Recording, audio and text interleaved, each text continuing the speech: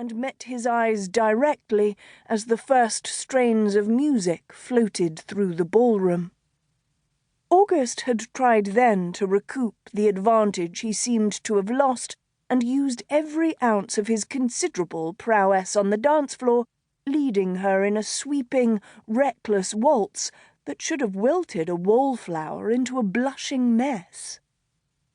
But Clara Hayward had only matched him step for step, never once looking away, and by the time the waltz had concluded, the conversation in the room had faltered. Every damn guest was staring at them, and August was experiencing a horrifying shortness of breath that had nothing to do with his exertions. "Good heavens," she had murmured, not sounding nearly as breathless as he. "I was told that you were daring, Mr. Faulkner, and you do not disappoint. You are exactly as advertised." "And you, Miss Hayward, are not." He'd blurted it before he could stop himself, unsure if her words were a compliment or a criticism, and unsure what to do with either. She'd grinned then, an honest-to-goodness grin that suggested they were collaborators, complicit in something deliciously wicked. "Good," was all she had said, and his world had tilted. He had found himself grinning foolishly back, disoriented as all hell. August had left Miss Hayward in the care of her brother after that, and Harland Hayward had gazed upon him with the reproach and pity that August both deserved and hated. He'd not danced with her again, a fact that evoked a peculiar regret if he thought about it for too long. In fact, he had never spoken to Miss Hayward since that night, their paths having seemingly diverged in two completely opposite directions. He, to a duchy he'd never expected to inherit. She, to a life of refined academia she'd undoubtedly planned as the headmistress of the most elite finishing school in Britain. That was until August had bought that school yesterday.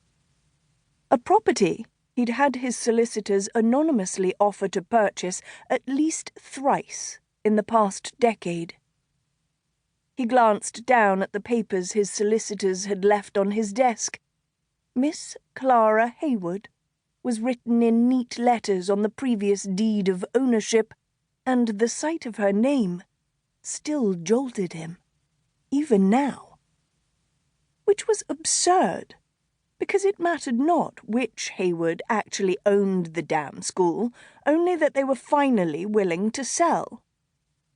But seeing her name had triggered a flood of memories, and somehow undermined the fierce satisfaction that he should have felt at the prospect of the Haverhall School for young ladies becoming part of his vast holdings.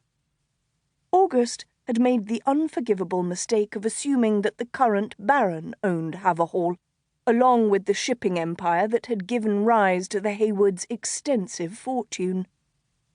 But now, August was left contemplating why, in a world where women very rarely owned a freehold property that hadn't been conveyed to trustees, Clara Hayward would let it slip away from her.